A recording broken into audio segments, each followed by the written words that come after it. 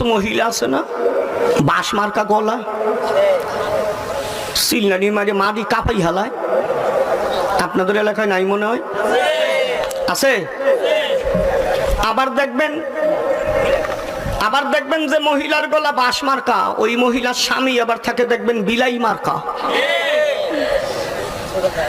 মহিলার বয়ে খালি কাঁদতে থাকে, কই তুমি যা বলছো ঠিকই বলছো। বাংলাদেশের কিছু পুরুষ আছে দেখবেন বিয়ের রাত্রি স্ত্রীকে বলে, তুমি আমার কলজা সিনা, তুমি যদি না থাকো মইরা খেয়ে রইয়া যাবো, একদিনও বাঁচতাম না।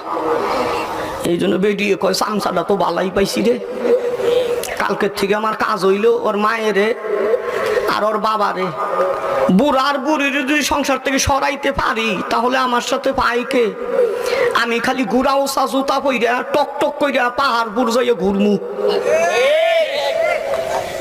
জোরে জোরে কোন নাউজুবিল্লাহ। বেজার হইতেছেন, মহিলারা বেজার হইতেছে। এক মহিলা আরেক মহিলারে বলতেছে, আপা এটা কি অন্ধ এমনি হইছে মনে করছস? চোখটাকে এমনি খাইছে। হেরা তো আবার বাঁকা কথা বলার চ্যাম্পিয়ন, বুঝছেন না? আপনি বাইরের থেকে কষ্ট করে আসছেন, 11টা বাজে গেছে বেলা, এখনো রান্না হয়েছে না। আপনি বলছেন যে ক্ষুধা লাগছে, রান্না টান্না হয়েছে, দেখবেন বাঁকা জবাব দিবে, দেখতেছো না চোখ খাওয়া করে চোখ খাওয়া, আমি কি শুয়ে রইছি? একটু বললেই হয়তো মিষ্টি, মহিলার কণ্ঠ মিষ্টি, আর একটু মিষ্টি করে একটু বসেন, ব্যবস্থা হয়ে যাচ্ছে। স্বামীরে মিষ্টি কথা কয় না। মার্কেটে গেলে মহিলাদের মিষ্টি ভাষা দেখে আপনি মনে করবেন বাবারে বাবা এটা কি আসমান থেকে নাই মাইলো নাকি। মার্কেটে গেলে ভাইয়া এটার দাম কত, মনে হয় যে মির কি উঠছে, মরবো আজকা।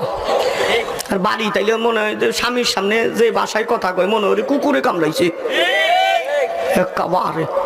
এই জন্য ঝগড়া সমাজের মধ্যে বেশি, স্বামী স্ত্রী।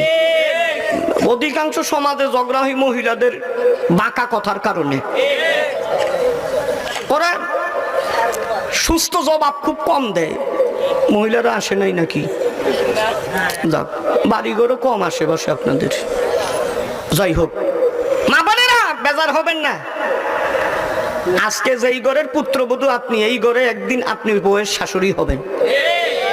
সুতরাং কথা আপনার পক্ষেই আছে, মহিলার নাম তার বিপক্ষে বলতেছি। আজকে যেই মহিলা শ্বশুর শাশুড়ি দেখতে পারে না, যতটুক করবে তার চেয়ে বেশি করবে তার ছেলের বউ তাকে, তো হিসাব করে চলবেন। কিছু কিছু পুরুষ আছে, কি বলবেন, কিছু কিছু পুরুষ আছে স্ত্রীর কথা উড়ে আর বসে।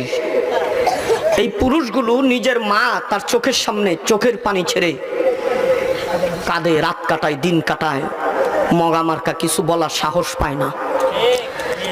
এই সমস্ত পুরুষদেরকে ধরে ধরে ব্যাট মারা দরকার, ঠিক না?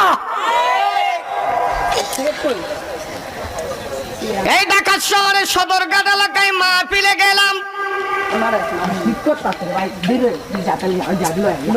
ভিতরে বসো, ওইখানে দাঁড়াই থাকলে তো শীত করবে, ভিতরে বসো। হ্যাঁ, মাঠে বসো। সদরঘাট এলাকায় মাহফিলে গেলাম, এক ইঞ্জিনিয়ারের বাসায় আমারে বসতে দিয়েছিল। ইঞ্জিনিয়ারের বাসার থেকে যখন বের হই, একটা বৃদ্ধা মহিলা আমার হাতের মধ্যে ধরে চোখের পানি ছেড়ে দিয়েছে। বলল, হুজুর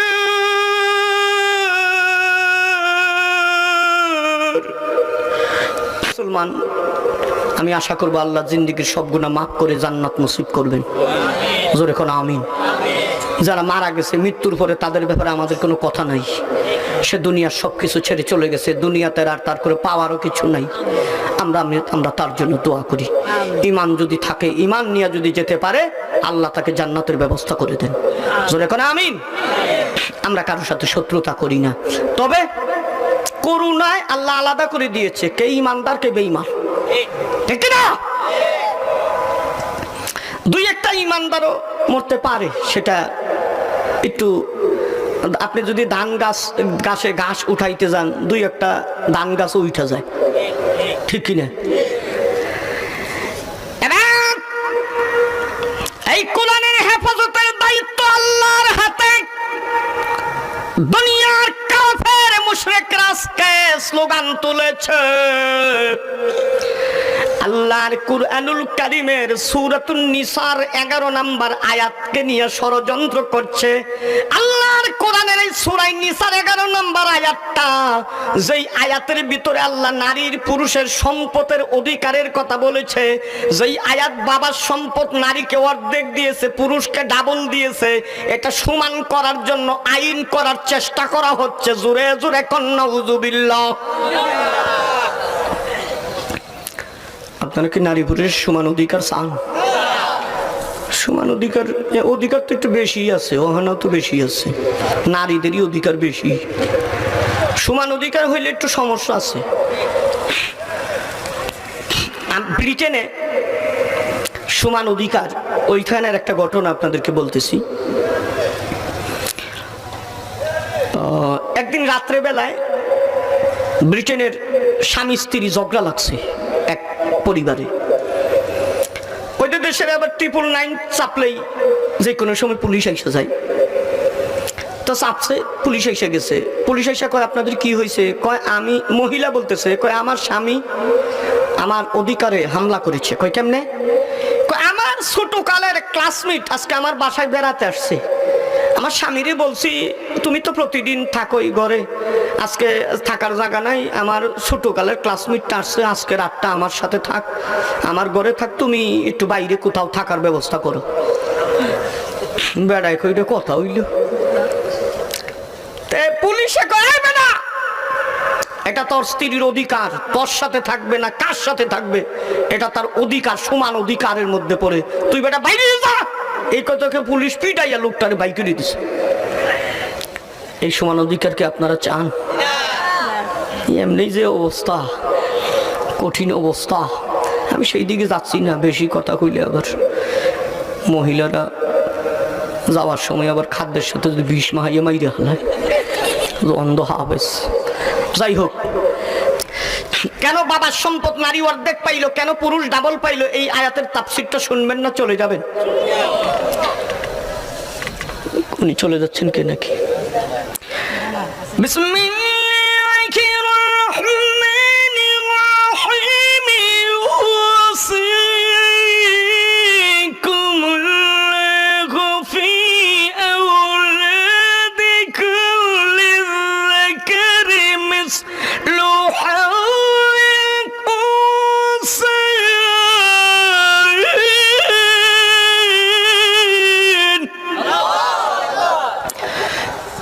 সূরাতুন নিসা 11 নম্বর আয়াত। কত নম্বর আয়াত?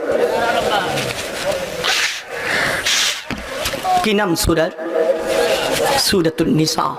সকলে বলেন কি নাম সূরার? সূরাতুন নিসা। নিসা শব্দের অর্থ মহিলা। নিসা শব্দের অর্থ কি? মহিলাদের নামে আমার আল্লাহ আলাদা একটা সূরা নাজিল করলেন। এরপরে আমাদের দেশের কিছু জানোয়াররা বলে ইসলাম নাকি নারীকে অধিকার দেয় নাই, সাইড দেয়ালে বন্ধ করে জেলখানার মধ্যে রাখছে। যদি বন্দর থেকে বাইরে হইতেছে, এটি তো দর্শিত হইতেছে, এটি তো রাস্তাঘাটে পিঠা খাইতেছে, ঠিক না? নারীর সৌন্দর্য রক্ষা, নারীর সৌন্দর্য রক্ষা করার জন্য ঘরে থাকলে সৌন্দর্য বাড়বে, ঠিক কিনা? বাইরে গেলে ডিসকালার, অলংকার না পড়লে, বাইরে যদি ঘুরে অলংকার না পড়লে এই দিকে কেউ তাকাইতো না। যাই হোক, আমি সেই দিকে যাব না।